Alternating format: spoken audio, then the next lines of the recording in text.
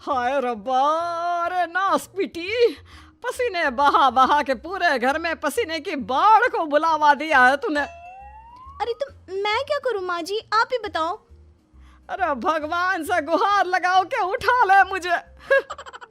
ये कहानी है अक्षरा की, जिसे शादी के पहले से बहुत पसीना आता है, फिर चाहे वो गर्मी हो या बरसात हो या फिर ठंड हो, शादी तो जैसे तैसे हो जाती है। अक्षरा के पति रणवीर को ये बात पता नहीं होती कि अक्षरा को इतना ज्यादा पसीना आता है, और ना ही उसकी सास कौशल्या और ससुर ब्रिजमोहन को पता था। लेकिन वक्त के साथ साथ कुछ ही दिनों में अक्षरा के पसीने से सभी को काफी दिक्कत होने लगती है। तो चलिए होते हैं रूबरू इस पसीने वाली बहू से। बहू, अरे ओ अक्षरा बहू, कहाँ मर गई? क्या हुआ माँ जी, बोलिए। अक्षरा पसीने से लदी हुई थी और उससे बहुत ज्यादा गंदी बदबू आ रही थी, जिससे सभी अपने नाक पर हाथ रख लेते हैं। हाय रब्बा, इतनी गंदी बदबू तो गटर की भी नहीं आती है। सीरियसली यार अक्षरा, तुम्हारे पसीने की बदबू दूर दूर तक आ रही है। तो मैं किसी बर्फीले इग्लू में बैठकर खाना नहीं बना रही हूँ। इतनी गर्मी है, 2 मिनट गैस के सामने खड़े रहो तो पूरा पसीने से नहा लेते हो आप। इतनी भयंकर गर्मी है, अगर इतनी प्रॉब्लम है तो लगा लो ना रसोई में भी एसी। हाँ हाँ लगा लेते हैं। वैसे भी तेरे मायके वालों ने हमें ट्रक भर के नोटों की गड्डी जो दी है, हैं? क्या बात करती है? मैं भी चूल्हा चौका कर चुकी हूँ, लेकिन इतना पसीना मुझे तो कभी नहीं आया। ऐसे ही एक दिन कौशल्या देखती है कि खाना बनाते समय अक्षरा के माथे का पसीना टपक कर कढ़ाई में गिर रहा है। हाय रब्बा, अरे करम जलियों की महारानी, ये देख, देखिए तेरे पसीने की टंकी का लीकेज बह के अब हमारे खाने में भी टपक रहा है। अब अपना खारा पानी तू नमक के तौर पर इस्तेमाल करेगी क्या हमारे खाने में? माँ जी, मैंने जानबूझकर नहीं किया है। और रही बात पसीने की टपकने की, तो इसी बहाने ये गट्टे की सब्जी ना और भी नमकीन और स्वादिष्ट हो जाएगी मेरे पसीने की मिलावट से। छी छी छी छी, मैं जा रही हूँ बाथरूम, क्योंकि मुझे तो तेरी बातों को सुनकर और ये खाना देखकर ही उल्टी आ रही है। आज तो कुछ नहीं पकाएगी। आज हम तीनों तुझे छोड़कर बसंत भोजनालय चले जाएंगे। तू अकेले ही चखते बैठ अपने पसीने से भरे हुए ये व्यंजन। अगले दिन जब रणवीर दफ्तर से घर आता है, तभी वो अपने कमरे में अक्षरा से कहता है, अक्षरा, कल बॉस की वाइफ का बर्थडे है, इसलिए उन्होंने हमें खास न्योता दिया है, तो तुम और मैं कल पार्टी में जाएंगे। मैं ब्लैक कोट पहनूंगा, तो तुम ब्लैक साड़ी पहन लो। ओके पति जी, और कोई आदेश? नहीं नहीं, आदेश नहीं, लेकिन एक रिक्वेस्ट है। वैसे तो पार्टी में एसी होगी, लेकिन फिर भी ना तुम पूरी परफ्यूम की बोतल को अपने ऊपर छिड़क के ही चलना। एक क्या, मैं तो कहता हूँ अब 5 चाय बोतल को छिड़क लो ना, क्योंकि अगर किसी ने तुम्हारे पसीने की बदबू को सूंघ लिया ना तो फालतू में सीन क्रिएट हो जाएगा वहां पर, ठीक है? मुंह टेढ़ा करके अक्षरा जवाब देती है, ठीक है, लगा लूंगी, खुश। अगले दिन पार्टी के लिए अक्षरा सच में 5 परफ्यूम की बोतल को अपने ऊपर छिड़क कर सच धज के रणवीर के साथ पार्टी में चली जाती है। पार्टी में एसी थी, इसलिए पहले के 15 से 20 मिनट तो कुछ भी नहीं हुआ, लेकिन उसके बाद से जो अक्षरा को पसीने छूटने शुरू हुए कि बस वो पसीने से भीग कर गीली होती ही जा रही थी, और उसकी बहुत गंदी बदबू भी आने लगी, जिसको सूंघकर पार्टी के गेस्ट आपस में बात करने लगे। अरे ये इतनी गंदी बदबू कहाँ से आ रही है? शायद किसी के जुराबों की गंदी बदबू है ये। जुराबे नहीं, मामला कुछ और ही है जनाब। इतनी बड़ी 5 स्टार पार्टी में पता नहीं कहाँ से घुस गया कोई गटर का कीड़ा।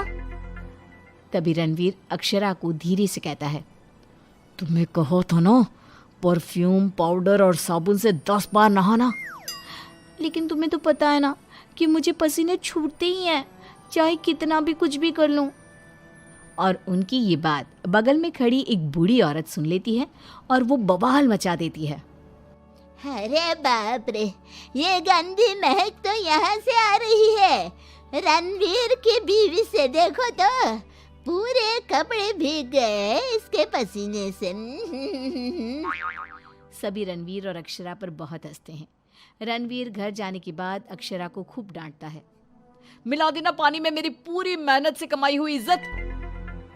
अरे अक्षरा बहू, किस मिट्टी की बनी हो तुम, जो पसीने का झरना बहता ही रहता है तुम्हारे बदन से 12 महीने और 2400 घंटे नॉन स्टॉप। अरे अभी तो इस कलमुहे के कलेजे को ठंडक पड़ी होगी। लोगों के कुंडली में मार्केश दोष होता है, लेकिन हमारी बहू की कुंडली में पसीना दोष है। अक्षरा को अपने ससुराल वालों की बातें सुनकर बहुत बुरा लगता है, लेकिन फिर भी वो कुछ नहीं कहती और अपने पसीने बहने को अपनी गलती मानकर चुप रह जाती है। दिन बीतते जाते हैं, गर्मी का प्रकोप बढ़ते जाता है और अक्षरा के लिए गर्मी और भी बड़ी मुसीबत बन जाती है। उसे पसीने से पूरे हाथ, पांव, गले, चेहरे और बदन पर घमौरियां आ जाती है, जिसके कारण उसे खूब जलन महसूस होती है। बहुत जलन हो रही है। माँ जी ने एसी का रिमोट भी छुपा के रखा है, इसलिए ताकि मैं एसी ना लगाऊं और बिजली का बिल बच जाए। मम्मी जी, बहुत आग लग रही है।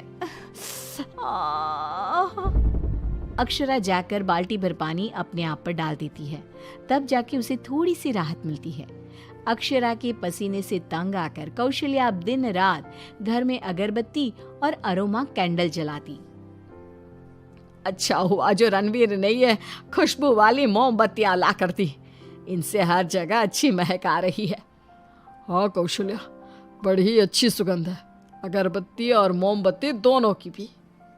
लेकिन तभी वहां पर बाजार से सामान लाकर पसीने से लदी हुई अक्षरा आ जाती है और उसके पूरे बदन से बदबू आ रही थी और बाल तो पूरे पसीने से भीग गए थे और फर्श पर पसीने की बूंदें भी टपक रही थी और ये बदबू इतनी तेज होती है कि मोमबत्ती और अगरबत्ती की महक को फेल कर देती है। हाय रब्बा, आ गई करम जली। इसके बदन के पसीने ने तो इतनी महंगी सुगंध वाली मोमबत्ती और अगरबत्ती के खुशबू के दांत भी इकट्ठे कर दिए। बाहर इतनी भीषण गर्मी है मम्मी जी, ऐसा लग रहा है मानो हम किसी ओवन में बंद हो गए हो और केक की तरह बेक हो रहे हो। उफ। दिन ब दिन अक्षरा का पसीना दुश्वार कर देता है सबका जीना। कभी वो सोते समय पूरे बेड के साथ साथ साइड में रखे हुए रणवीर की इम्पोर्टेंट फाइल्स को अपने पसीने से भिगा देती, तो कभी वो गर्मी से अपने बालों में हुए जुओं को गलती से खाने में मिला देती।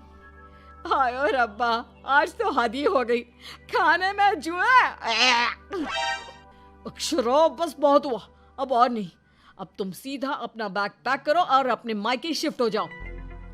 बिल्कुल सही कह रहा है रणवीर, हमें नहीं चाहिए ऐसी पसीने वाली बहू। अक्षरा रोने लगती है और कहती है, ठीक है मैं चली जाती हूँ, फिर कभी इस घर की दहलीज पार नहीं करूंगी, बाय। अक्षरा रोंदी सूरत लिए घर से निकल जाती है। शाम में जब रणवीर अक्षरा के मायके फोन लगाता है, तब उसे पता चलता है कि अक्षरा तो अब तक घर गई ही नहीं। इस बात को सुनकर रणवीर, कौशल्या और ब्रिज मोहन तीनों डर जाते हैं और चिंताग्रस्त हो जाते हैं। हायो रब्बा, अब कहाँ ढूंढे हम अक्षरा बहू को। मुझे एक जगह पता है मम्मी, जब भी अक्षरा का मूड ऑफ होता है तो वो वहीं पर जाकर बैठती है। रणवीर, कौशल्या और ब्रिज मोहन तीनों एक नदी के किनारे जाते हैं, जहां रात के अंधेरे में अक्षरा नदी की साइड की बेंच पर बैठे हुए बिलख बिलख कर रो रही थी।